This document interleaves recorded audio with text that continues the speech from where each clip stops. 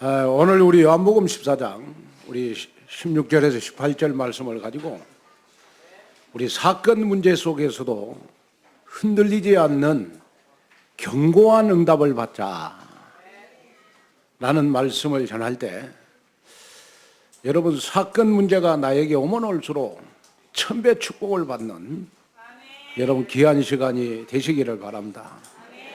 먼저 나를 축복합니다. 내 인생의 주인은 그리스도입니다. 자, 다시 한번 고백합니다. 내 인생의 진짜 주인은 그리스도입니다. 아멘.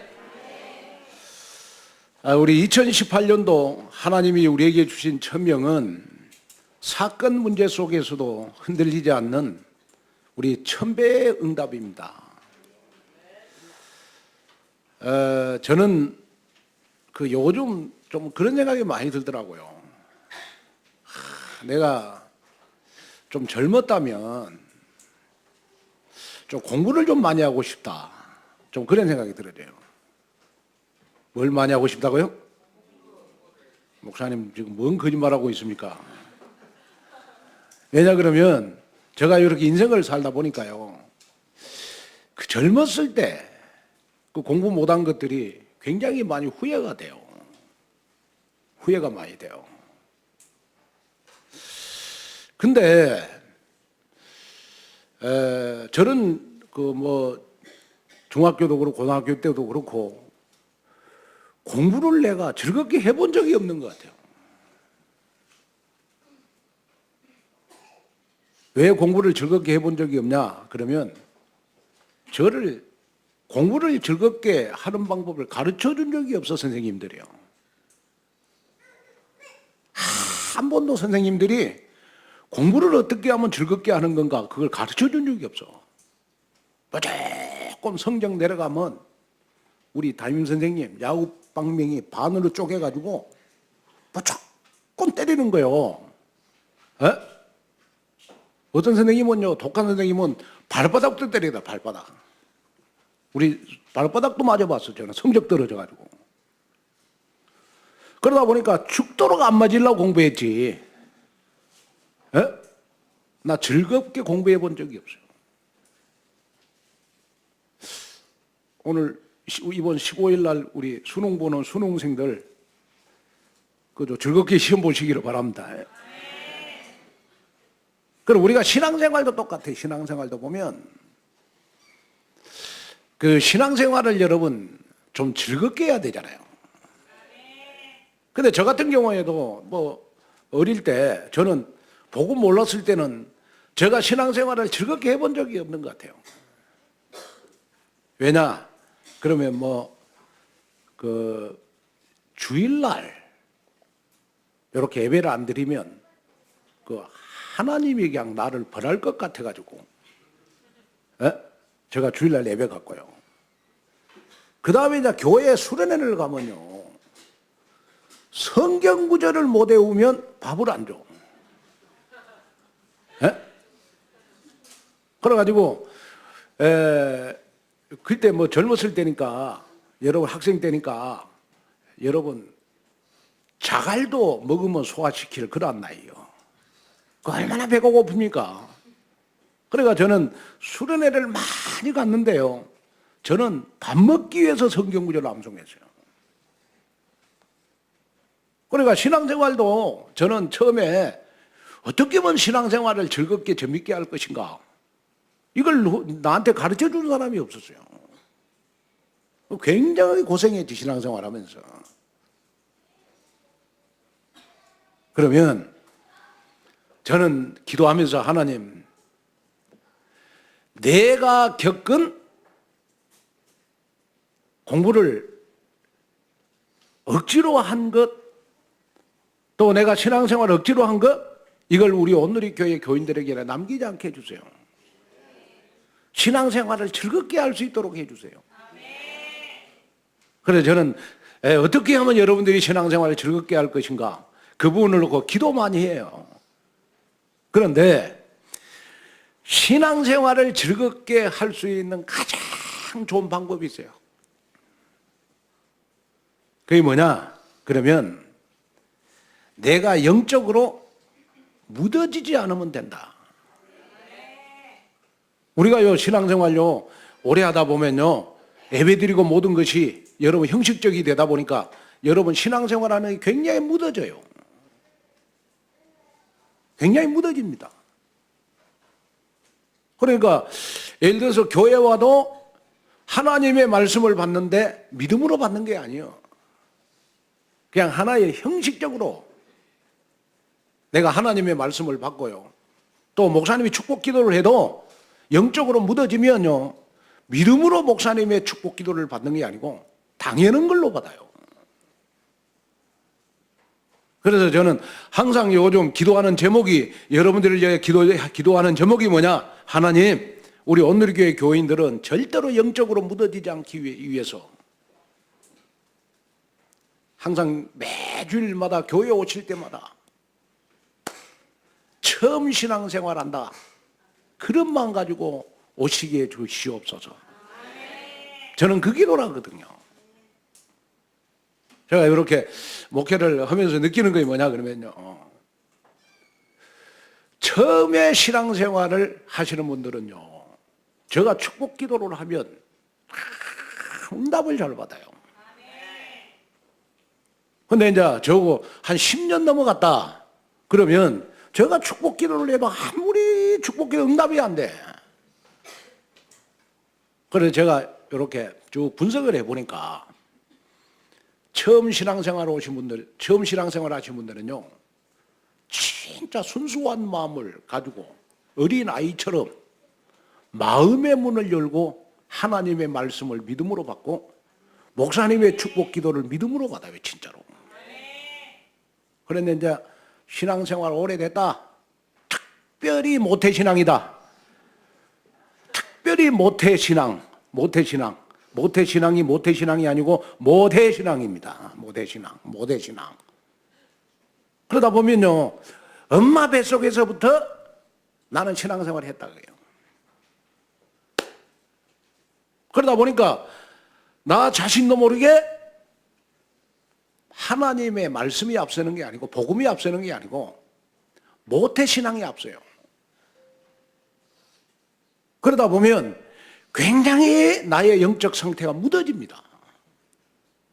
그러니까 교회 와도 마음의 문을 안 열어요. 왜? 예배 많이 드렸는데 목사님이 말씀을 전해도 여러분 믿음으로 안 받아요. 왜? 말씀 많이 들었는데 그러다 보니까 아무리 목사님이 축복 기도를 해줘도 응답을 못 받고, 여러분 강단에서 정말 하나님의 말씀을 전해도 마음의 문을 열지 않고 믿음으로 받지 않기 때문에 신앙생활에 성장이 없어요. 신앙생활에 변화가 없어. 그래서 신앙생활이라는 것은 여러분이 영적 힘을 얻으려면요, 누가 뭐라고 해도 나 자신을 점검해야 될 거 있어요. 그게 뭐냐? 나의 신앙생활은 지금 변화되고 있는가? 이걸 항상 점검해야 돼요.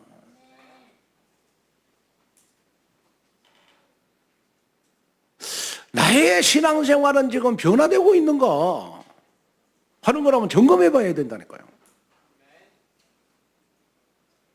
특별히 우리 온누리 교회에서 신앙생활한 지 또 한 10년 이상 되신 분들요, 진짜 점검해야 됩니다.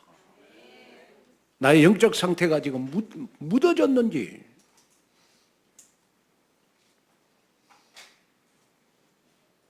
아니면 내가 진짜 마음의 문을 열고 믿음으로 하나님의 말씀을 받고 있는지. 그러면서 날마다 나를 점검해야 될 거 있는데, 그게 뭐냐? 그러면 나의 신앙생활은 지금도 변화되고 있느냐? 이걸 점검을 해야 돼요.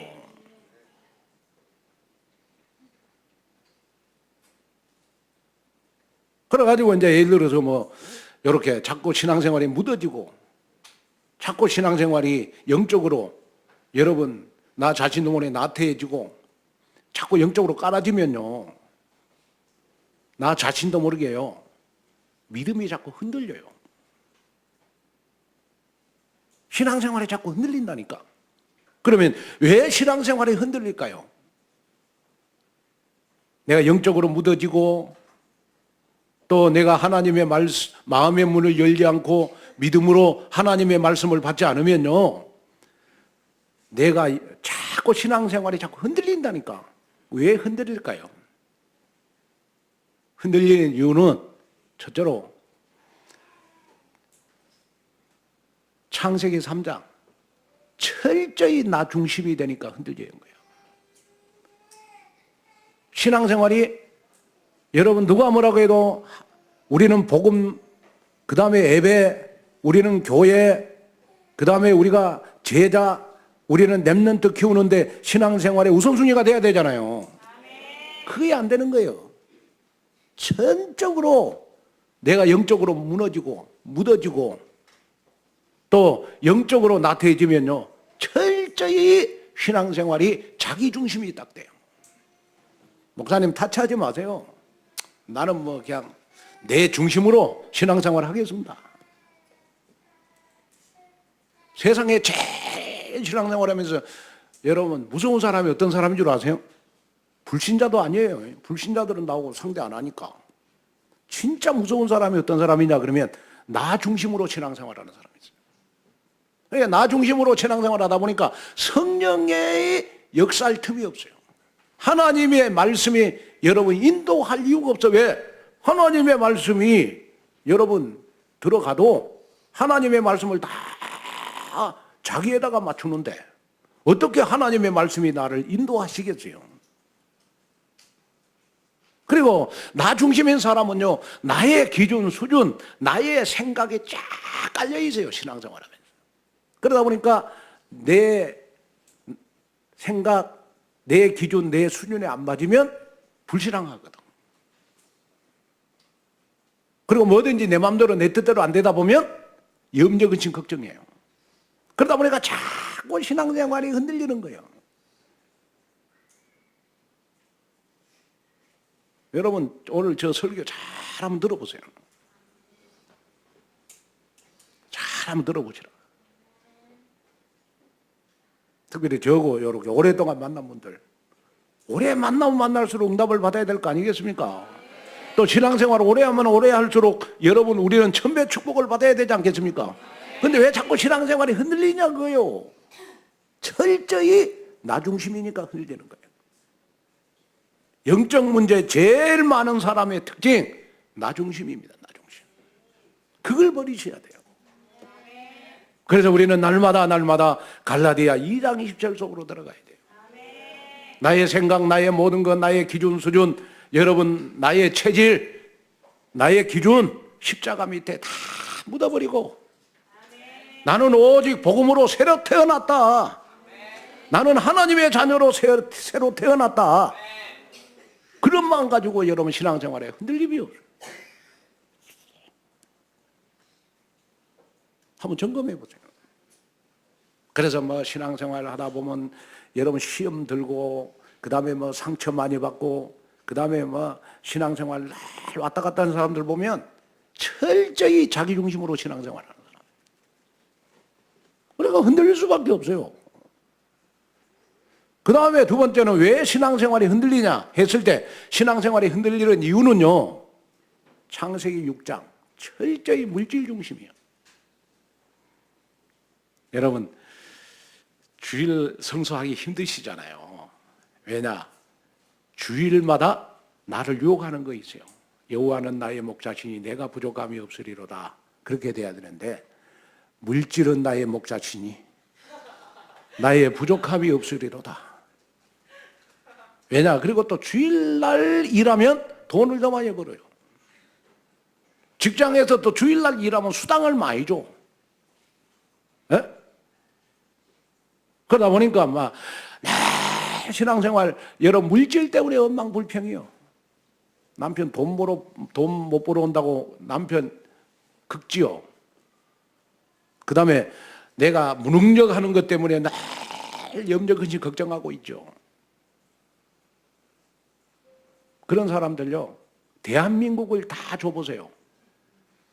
감사하는가? 절대 감사 못해요. 대한민국 가지면 중국도 다 가지려고 그래, 그런 사람은.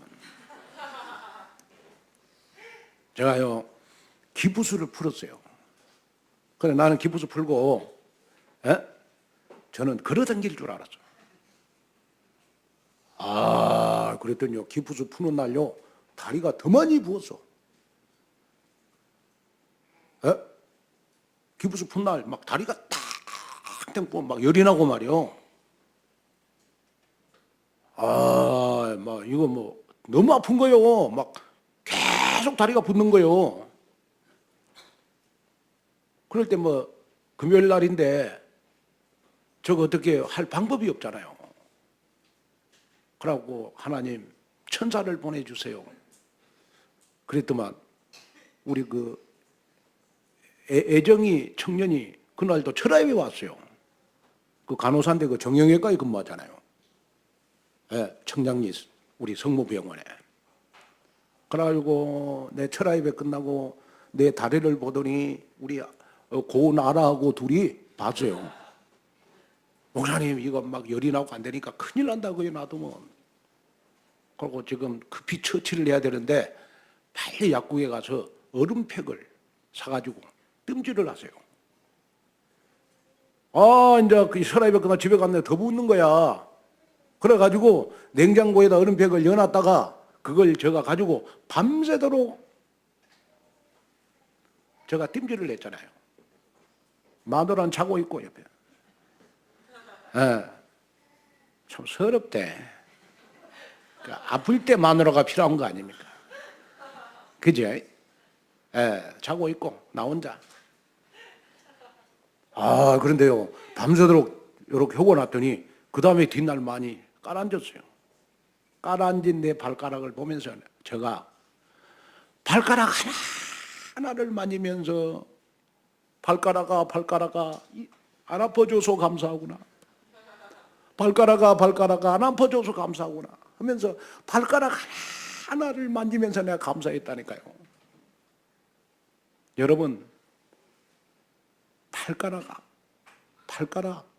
건강하게 있는 것만으로 감사하죠. 뭘 더 원하십니까? 복음이면 다 되지.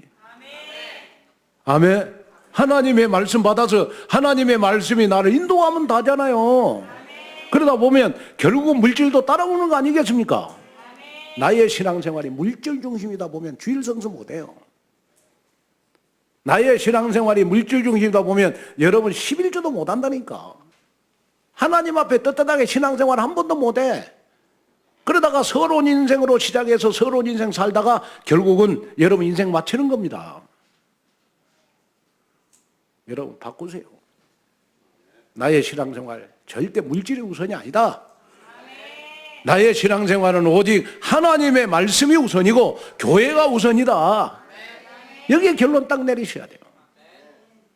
그리고 세 번째, 왜 내 신앙생활이 흔들리냐 했을 때 창세기 11장 성공 중심이면 흔들려요. 여러분 성공하기 위해서 신앙생활하는 게 아니잖아요. 내가 성공하기 위해서 신앙생활하는 게 아니고 정말 내가 응답을 받다 보면 말씀의 은혜 받다 보면 말씀이 성취되다 보면 성공은 따라오는 거잖아요. 그런데 많은 크리스찬들이 여러분 신앙생활이 흔들리는 이유가 왜 흔들리냐 했을 때 모든 거 성공 중심이에요. 성공 중심. 다시 말하면 그렇구나. 내가 성공하기 위해서 나는 내 중심으로 신앙생활을 해야 되겠다. 저는 이렇게 진짜 우리 교회 진짜 이렇게 교인들에게 너무너무 감사한 거 있어요. 그게 뭐냐 그러면 다들 거리가 멀잖아요. 다 거리가 멀잖아요. 중곡동에 있는 분들이 제일 가까우셔요. 중곡동에 있는 분들이 제일 가까우시거든요. 다 먼 데서 우리 교회를 오신 분들에게 제가 너무 감사한 거 있어요. 그게 뭐냐 그러면 진짜 먼 데서 우리 교회에 오신 분들은 성공하기 위해서 교회 오시는 것이 아니구나. 진짜 하나님 앞에 신령과 진정으로 예배드리기 위해서 오시는 거구나. 너무 감사한 거예요, 진짜. 여러분, 우리 렘넌트들 성공하기 위해서 공부해요. 그래서 성공은 노력은 성공의 어머니다. 저도 노력은 성공의 어머니다 그거 붙여놓고 머리에 딱 이렇게 띠두르고 노력은 성공의 어머니다 띠두르고 저 공부도 해봤어요. 근데 나 서울대학 못 갔거든. 그 공부 더 안 돼. 이 노력은 성공의 어머니다 딱 띠두르고 하니까요 머리가 아파갖고 나는 30분 있다가 풀었어. 여러분 성공하기 위해서 신앙생활을 하는 거예요? 아닙니다. 내가 복음 강해지면 성공은 따라오는 거고 말씀 붙잡고 기도하다 보면 말씀 성취되다 보면 성공은 따라오는 것이고 아멘. 내가 정말 하나님이 원하고 필요한 전도 선교에 내 인생에 올인하고 정말 전도 복귀의 인생 작품에 내 인생 올인하다 보면 하나님이 성공은 주시는 겁니다. 여러분 한번 생각해 보세요. 그래서 하나님 이번 한 주간 여러분들이 마음에 담아야 될 거 있는데 그건 뭐냐? 하나님 절대로 내 신앙생활은 흔들리지 않게 해주세요.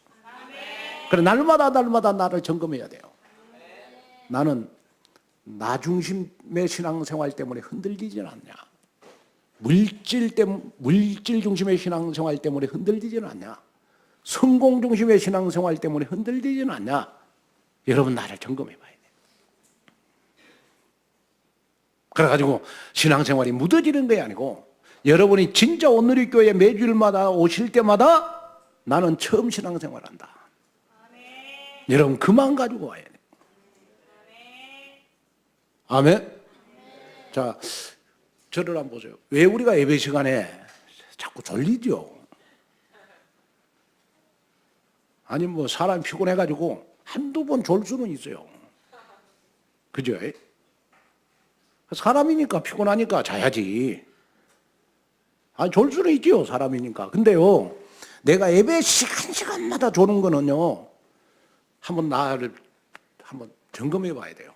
그래도 하나님의 자녀니까 하나님이 천배 축복은 주시겠지만은, 나의 신앙생활이 너무 무뎌져 있다. 이걸 한번 점검해 보셔야 돼요. 그리고 정말로 나의 신앙생활이 흔들리지 않는 신앙생활이 되려면 항상 말씀 따라가는 체질이 되도록 해요. 자, 그래서 우리 예수님은요, 당시 제자들의 마음을 아시고 제자들에게 하시는 말씀이요. 오늘 18절에 내가 너희를 제자들을 고아와 같이 버리지 않겠다.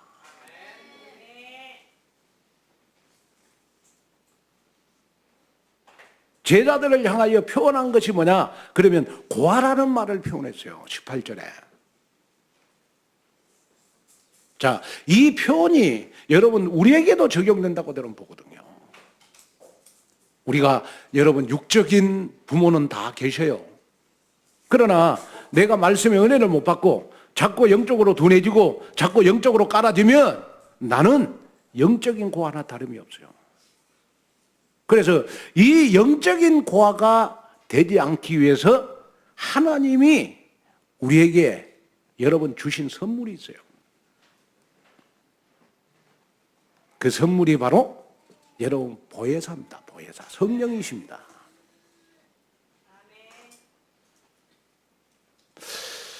제가 오늘 이렇게 우리 태영아부 렘넌트한테 제가 빼빼로를 받았어요. 보니까 이제 오늘이 빼빼로 데이네. 빼빼로 데이. 그 내가 이렇게 봤어요.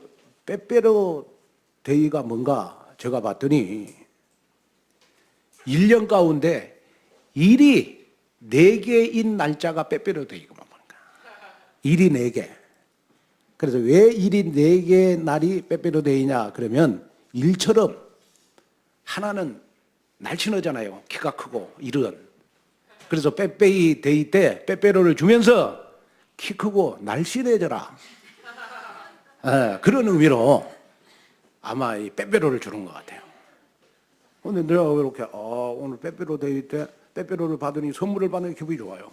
여러분, 하나님이 여러분들에게 주신 선물 가운데 최고의 선물이 뭐겠어요? 최고의 선물은 여러분 빌딩이 아니에요. 자동차가 아니에요. 최고의 하나님이 우리에게 주신 최고의 선물 중의 선물은 여러분 성령이세요. 사도행전 2장 38절 한번 보겠습니다. 사도행전 2장 38절 한번 읽겠어요. 자, 시작. 베드로가 이르되 너희가 회개하여 각각 예수 그리스도의 이름으로 세례를 받고 죄 사함을 받아라. 그리하면, 자, 베드로는 성령을 하나님이 주시는 최고의 선물로 받았어요. 그래서 베드로는요, 성령을 최고의 선물로 여기고, 여러분 성령의 역사, 성령의 인도, 여러분 성령의 내주를 가장 앞장 세워서 신앙생활을 했어요. 그랬더니 베드로에게 어떤 일이 일어났습니까? 예수는 그리스도다. 하나님의 말씀을 전했더니 여러분 3,000명이 5,000명이 회개하는 역사가 일어났어요. 자, 우리의 신앙생활의 가장 우선순위는 여러분 하나님이 나에게 주시는 선물을 가장 귀하게 여기셔야 돼요. 그 하나님이 나에게 주신 선물 중에 선물이 바로 여러분 성령님이시라니까요. 성령이라니까요. 성령. 이걸 우리는 다 잊어버리고 살아요. 그래서 성령의 내주, 성령의 인도, 성령의 역사는 나하고 상관이 없어. 그러다 보니까 항상 신앙생활이 여러분 깔아지고 신앙생활이 흔들리고 자꾸 신앙생활이 어떻게 돼요? 자꾸 둔해지는 거예요. 영적인 일에. 오늘 여러분 답을 찾는 여러분 귀한 시간 되시기를 바랍니다. 그래 저는 이번 주간이라도 여러분 한번 고백해 보세요. 하나님, 내가 이 세상에 가장 선물 중에 선물이 바로 성령이네요. 내가 정말 성령의 내주 인도 역사에 예민하게 해주세요. 아멘? 이 부분을 놓고 한번 기도해 보라니까요. 아멘. 그래 절대로 흔들리지 않는 견고한 응답 속으로 들어가는 여러분 되시기를 주님의 이름으로 축원을 드립니다. 그러면 첫째로 보혜사 성령의 능력을 힘입어 참 평안, 참 감사, 참 기쁨, 참 행복의 삶을 저와 여러분들은 살으셔야 돼요. 자, 요한복음 14장 16절을 보니까 내가 아버지께 구하겠으니 그가 또 다른 보혜사를 너에게 주사 영원토록 너희와 함께 있게 하리니 그랬어요. 예수님께서는 제자들에게 마음에 근심하지 말아야 될 이유를 말씀했어요. 그 마음에 근심하지 말아라. 내가 내일 십자가에 못 박힌다. 그러나 제자들 보고 너희들 내가 십자가에 못 박힐지라도 너희들 근심하지 말아라. 그 이유가 뭐냐? 자, 한번 16절 한번 보세요. 16절. 16절 한번 봐봐. 자, 또 다른 보혜사를 주겠다. 또 다른 보혜사는 누구를 말하는 거예요? 여기에 또 다른 보혜사는 여러분 예수님을 말씀하시는 거예요. 자, 이 말은 무슨 말이냐? 내가 십자가에 못 박힐지라도 너희는 근심하지 말아라. 내가 십자가에 죽으시고 3일 만에 부활해서 반드시 또 다른 보혜사로 너희와 함께 하겠다. 자, 제자들에게 또 다른 보혜사는 여러분 예수님 십자가에 죽으시고 3일 만에 부활하신 그리스도예요. 모든 문제 해결자. 아멘. 그러면 우리에게 있어서 또 다른 보혜사는 여러분 하나님의 말씀인 줄로 믿습니다. 그래서 우리는 하나님의 말씀을 붙잡고 우리는 성령의 내주 인도 역사를 체험하는 그러한 한 주간이 돼야 될 줄로 믿습니다. 여기서 보혜사라고 하는 말은요, 헬라어에 보니까 파라클레토스라고 하는 말이에요. 파라라는 말은 곁으로라는 뜻이고 클레토스라고 하는 말은 부른다는 뜻입니다. 다시 말해서 곁에서 돕기 위해서 부르심을 받은 자가 바로 보혜사라는 거예요. 자, 그래서 보혜사는 그 한자를 풀어보면 우리를 보호하시고 우리를 은혜 주시고 가르쳐 주신 분이 보혜사예요. 그래서 우리를 도와주시는 헬파 역할을 하는 것이 보혜사고, 또 우리를 위해서 위로해 주시는 컴포터의 역할을 하는 것이 여러분 보혜사고, 또 우리를 권면해 주시는 카운셀러 역할을 하는 것이 여러분 보혜사인 거예요.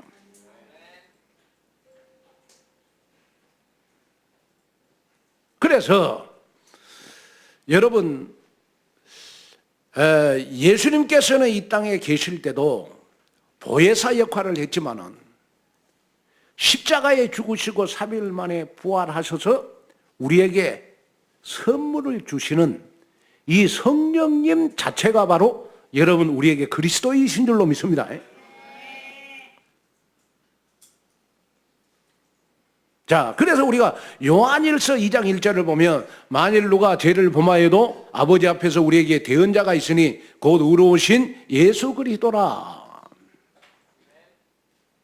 또 로마서 8장 34절을 보면 예수님은 하나님 우편에 계셔서 우리를 위해 간구하시는 분이시다. 또 로마서 8장 26절에 보니까 연약한 우리를 도우시고 말할 수 없는 탄식으로 우리를 위해서 간구하시는 분이시다. 그래서 구약 시대에는 성령이 오셨다가 떠나갔지만은 오순절 마가다락방에 성령이 제자들에게 강림하신 이후에는요, 우리에게 절대로 떠나지 않으신다는 거예요. 떠나지 않으시면서 어떻게 하시느냐? 본문 17절에 보니까 너희와 함께 거하시고 너희 속에 계시겠습니다.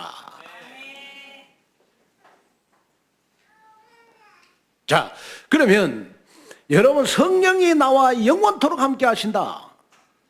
모든 문제 해결자 그리스도가 나와 영원토록 함께 계신다. 우리는 낙심할 이유도 없고 좌절할 이유도 없고 우리는 근심할 이유도 없고 우리는 슬퍼할 이유도 없다. 아멘. 심리학자 어니 젤린스키가 근심에 대해서 이런 연구를 발표했어요. 걱정의 40%는 절대로 현실적으로 일어나지 않는다. 또 걱정의 30%는 이미 일어난 것에 대해서 걱정하는 것이다. 걱정의 22%는 안 해도 될 걱정이다. 또 걱정의 4%는 우리 힘으로 어찌할 도리가 없는 것이고, 또 걱정의 4%만 우리가 바꿀 수가 있다. 그런데 우리는 성령이 나와 함께 계시고 나를 보호하시고 인도하시고 지금도 사건 문제 생겼을 때 하나님의 말씀을 생각나게 하셔서 사건 문제를 이기게 하신다라는 믿음이 없으면 우리는 99%가 아니고 걱정의 100%를 내가 해결하려고 그러잖아요. 내가 해결하려고 그러잖아요.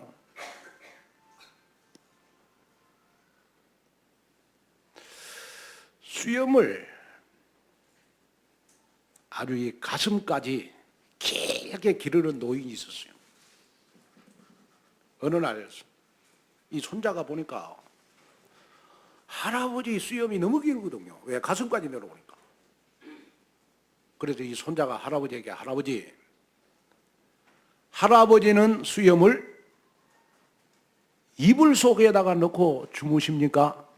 이불 밖에다가 내놓고 주무십니까? 그래 질문을 했어요. 이 할아버지가 곰곰이 생각을 해보니까 이불 속에다가 넣었다가 자는 것 같기도 하고 이불 밖에다가 꺼내놓고 자는 것 같기도 해. 그런데 손자가 이렇게 물으니까 정확하게 대답을 해줘야 될 거 아닙니까? 그러니까 손자에게 그래 너 질문 내가 잘 받았다. 내가 오늘 저녁에 자보고 니한테 가르쳐 주겠다.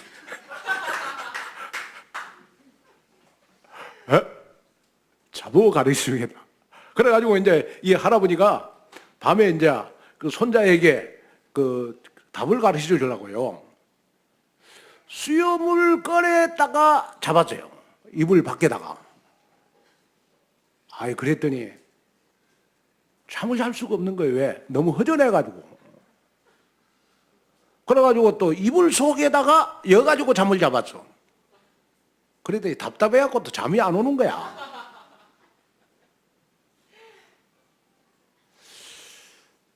그래가지고 이제 그 3일이 지나가지고 손자에게 해답을 이야기해 줬어요.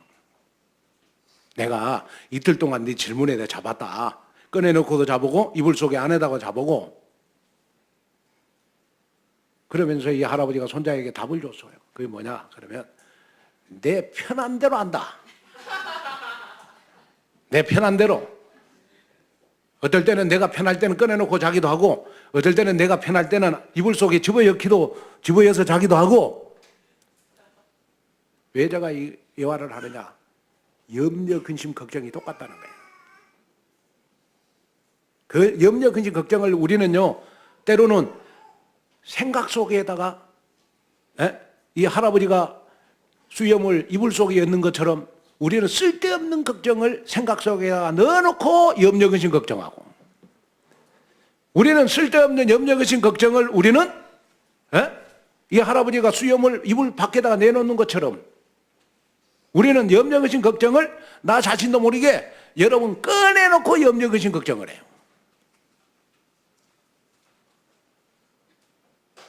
맞죠? 아멘 안 하십니까? 우리는 염려, 근심을요, 우리는 넣었다가, 우리는 염려, 근심, 걱정을 꺼내냈다가, 그러면 늘 염려, 근심, 걱정을 해요. 그래서 예수님은 말씀을 하시잖아요. 어떻게 말씀을 합니까? 너희는 마음에 근심하지 말라. 근심하지 않는 방법, 하나님을 믿어라. 아멘? 하나님을 믿어라 이 말은 성령의 내주 인도 역사를 믿으라는 말 아니겠습니까?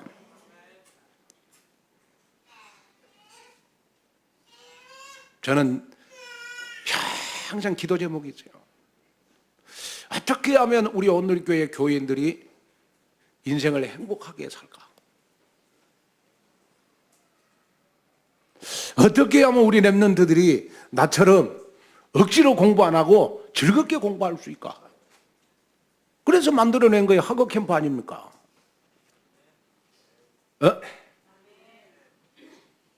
그래서 우리 랩런트들이 학업 캠프 참여하면 아마 즐겁게 공부를 할 수 있을 겁니다. 평생. 또 제가 또 기도하면서 받은 응답이 뭐냐 그러면 절대로 저는 교인들 억지로 안 끌고 가겠다. 한 사람 한 사람 편안하게 성령 인도 받도록 해줘야 되겠구나. 아멘? 절대로 교인들 올가매지 않겠다. 그래서 우리 랩런트 수련회 가면 내가 이야기했어요. 부교육자 절대 성경 암송시키지 말아라. 밥 많이 먹도록 해줘라. 그리고 우리 오늘교회 수련회 가가지고 여러분 성경 암송 안 하는 거는 제가 지시한 거요, 목사님이. 편안하게. 그래야 여러분 성령의 내주 인도 역사가 여러분 나에게 나타나야 될 거 아니겠습니까?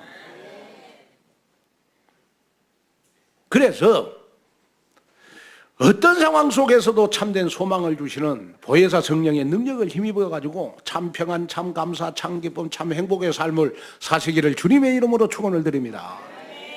그 다음에 두 번째로 사건 문제가 생길 때 이길 수 있는 언약을 생각나게 하십니다. 보혜사 성령께서는. 자, 요한복음 14장 17절에 보니까 그는 진리의 영이라 세상은 능히 그를 받지 못하나니 이는 그를 보지도 못하고 알지도 못함이라. 그러나 너희는 그것을 아나니 그는 너희와 함께 거하시며 또 너희 속에 계시겠습니다. 또 요한복음 15장 26절 27절에 보니까 내가 아버지께로부터 너희에게 보낼 보혜사 곧 아버지께로부터 나오시는 진리의 성령이 오실 때 그가 나를 증언할 것이요 너희도 처음부터 나와 함께 있으므로 증언하느니라.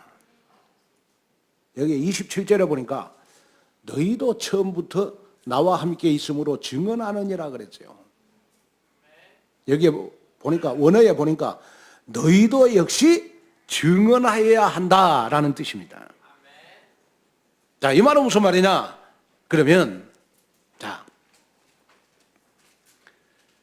증언은 해도 되고 안 해도 되는 선택이 아니라 하나님이 우리에게 주신 필수 미션입니다. 그러면 우리는 뭘 증언해야 될 것이냐?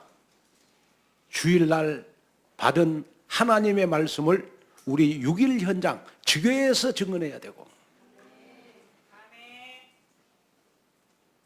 또 내가 기도응답 받는 것을 여러분 우리 현장에서 증언해야 되고 복음을 현장에서 증언해야 되고 하나님의 말씀을 현장에서 증언하도록 역할을 하신 분이 누구냐? 여러분 보혜사 성령이라는 거예요.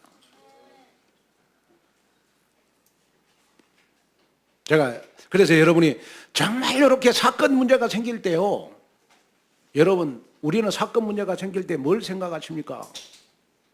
자꾸 내 믿음이 약해지고 자꾸 내 믿음이 흔들리고 그러면요, 사건 문제 딱 생길 때 여러분 나 중심, 물질 중심, 성공 중심으로 쫙 빠져요.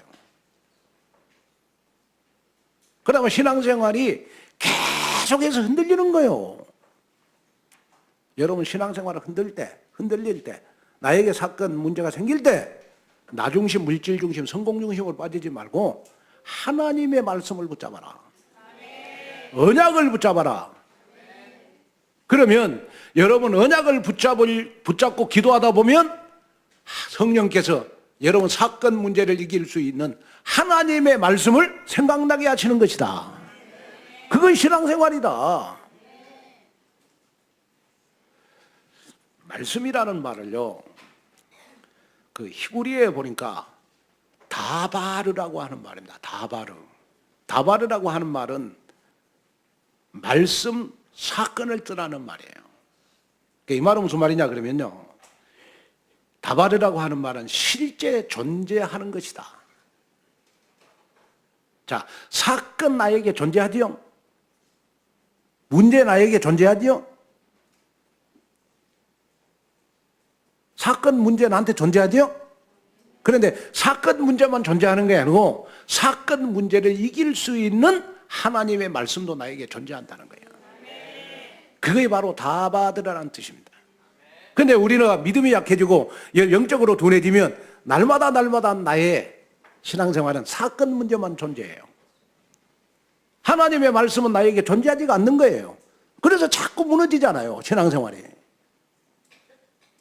자꾸 신앙생활이 여러분 한번 진짜 하나님 앞에 오른손을 놓고 한번 생각해 보세요. 난 사건 문제 당할 때, 생길 때 진짜 사건 문제를 실제로 이길 수 있는 존재하는 하나님의 말씀을 붙잡고 기도하는가?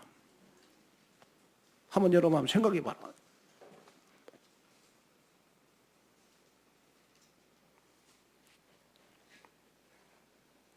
창세기 15장 1절에 보니까요,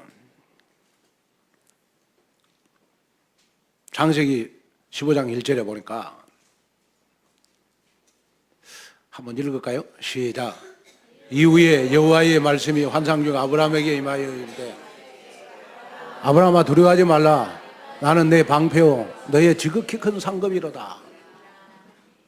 자, 이후에 그랬어요. 자, 아브라함이 여러분 하나님의 말씀을 놓쳤더니 자꾸 애굽으로 내려가는 거예요. 그래가지고 애굽에 내려가가지고 하나님 앞에 실컷 얻어 터졌어. 그런데 하나님이 아브라함을 버리는 게 아니고 아브라함에게 하나님이 주의 천사를 통해서 말씀을 하셨어요. 아브라함아 두려워하지 말아라. 나는 너 방패고 나는 너의 지극히 큰 상급이니까 너에게 아들이 있을 것이다. 이걸 말씀으로 말씀을 했어요. 그런데 이 아브라함이 가만 생각해 보니까 이 아브라함의 나이 99세요. 사라의 나이도 여러분 89세요.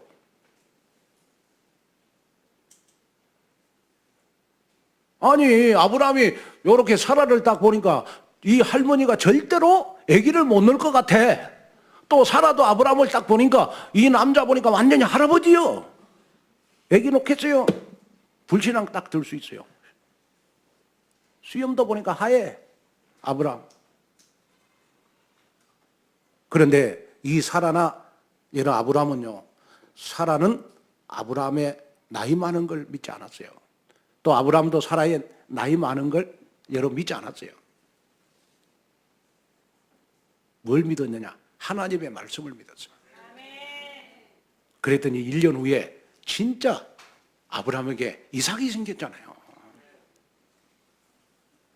그래서 하나님의 말씀은 절대 불가능한 것을 절대 가능하게 만드는 게 하나님의 말씀이다.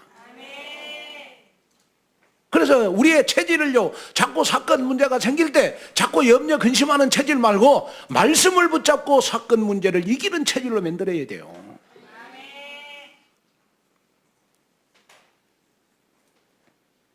누가복음 1장 38절에 보니까 마리아가 이르되 주의 여종이오니 말씀대로 내게 이루어지이다 하며 천사가 떠나가니라.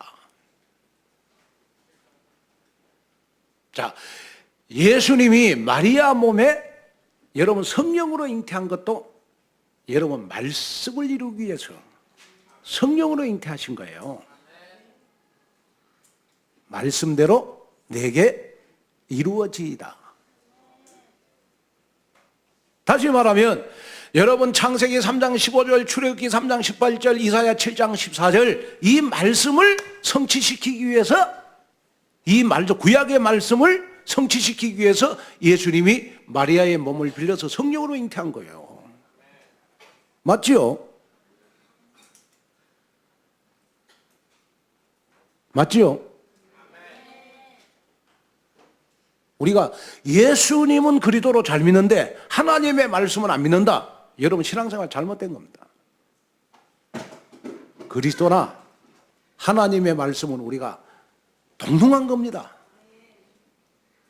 말씀이 그리스도고 그리스도가 하나님의 말씀인 줄로 믿습니다. 이걸 믿으셔야 돼요. 그래서 사도행전 27장 25절에 보니까 그러므로 여러분이 안심하라 나는 내게 말씀하신 그대로 되리라고 하나님을 믿노라. 바울이 로마를 복음화 했어요. 바울의 능력 가지고 복음화 했습니까? 아니에요. 하나님의 말씀 성취가 바로 여러분 로마 복음화인 줄로 믿습니다. 그래서 여러분은 절대로 성공하기 위해서 신앙생활을 하지 말아라. 하나님의 말씀을 붙잡고 기도하다 보면 하나님의 말씀 속에 성공이 있는 것이다. 내가 천배 축복, 루어복 경제를 회복하기 위해서 신앙생활을 하지 말아라. 하나님의 말씀 붙잡고 기도하다 보면 루어복 경제는 나에게 따라오게 돼 있는 것이다. 아멘? 여러분 한 주간 승리하는 여러분 되시기를 주님의 이름으로 축원을 드립니다. 자, 결론으로 말씀을 마치려고 합니다. 존 버년이 쓴 철로 역정을 읽어보면요, 그 철로 역정의 주인공이 나와요. 그 주인공이 바로 누구냐 그러면 그 크리찬이 나와요. 근데 그 크리찬이요 길을 잘못 들어가지고 의심의 성으로 들어갔어요.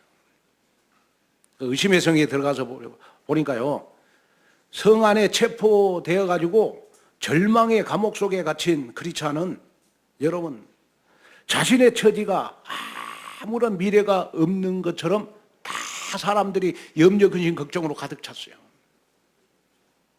여기서 이 크리찬은요, 나의 삶을 끝내버려야 되겠다 해서 자살 충동을 느끼게 됩니다. 그런데 이 크리스찬 옆에 이 크리스찬이 자살 충동을 느끼려고 할 때요, 옆에 친구가 하나 있었어요. 근데 그 친구 이름이 누구냐? 그러면 소망씨라. 근심씨가 아니고 소망씨. 에? 뭐라고요? 여러분들은 친구를 소망씨로 둬야지 근심씨로 두면 안 돼요. 정말 잘 이해하시겠습니까? 자살하려고 하는 충동이 있을 때, 이 크리스찬은요, 근심씨를 만나는 게 아니고 소망씨를 만났어. 소망씨. 여러분 남편도 소망씨로 만들고, 여러분 자녀도 소망씨로 만드세요. 오늘 저녁에 여러분 남편 보고 소망씨 그렇게 해야지. 근심씨 그러면 날마다 여러분들 근심거리밖에 안 되잖아요. 아멘? 나는 아내의 소망씨가 되고 있냐? 나는 아내의 근심씨냐? 한번 생각해 보세요. 가슴에 손을 얹고.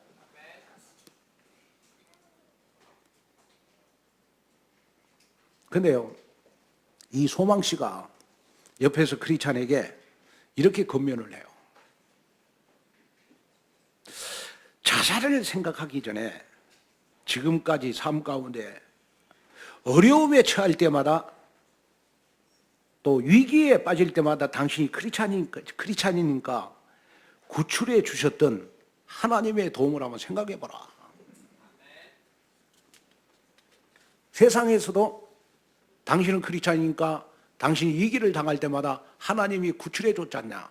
그럼 이 감옥에서도 하나님은 살아계시니까 당신을 구출해 주실 것이다. 그래서 이 소망씨의 격려를 받은 이 크리스찬은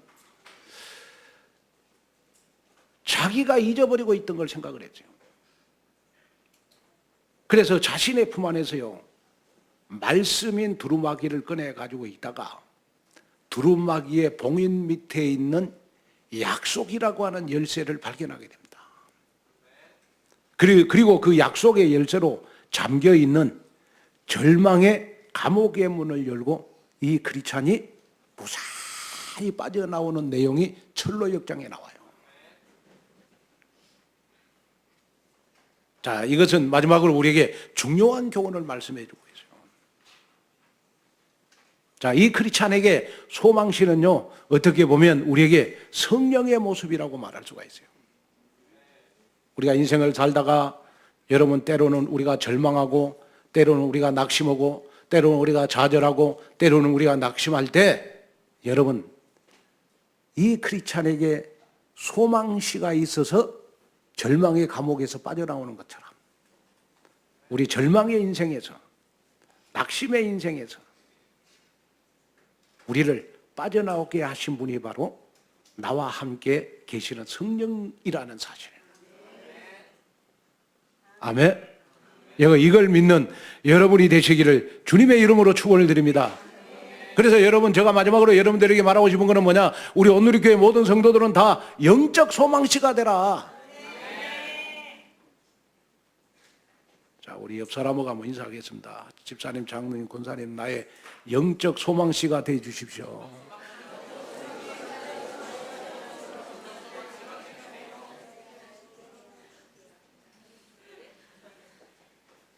부탁합니다. 절대로 옆 사람에게 근심씨가 되지 마세요. 아멘. 다시 한번 우리 마지막으로 다시 한번 집사님, 장로님, 권사님에게 간절히 장로님, 집사님, 권사님 부탁합니다. 내가 낙심하고 좌절할 때 소망씨가 돼 주십시오 하고.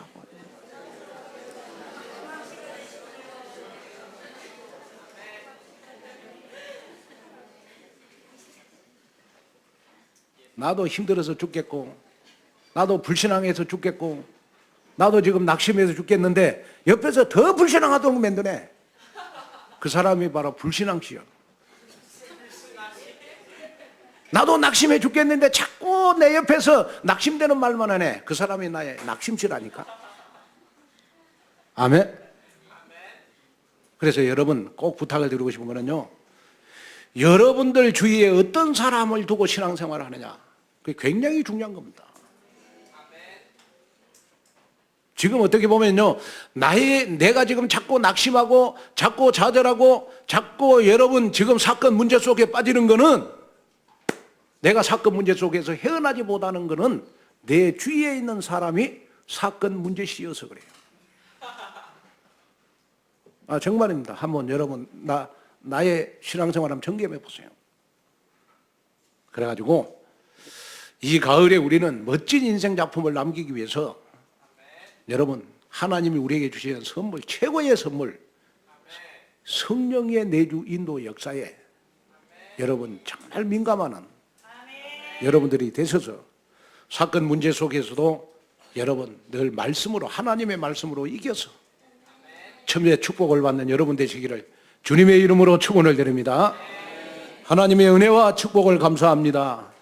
사건 문제 속에서도 사건 문제를 이길 수 있는 보혜사 성령이 나와 함께 계시고, 사건 문제를 이길 수 있는 말씀이 나에게 생각나게 하옵소서. 예수님의 이름으로 간절히 기도하옵나이다.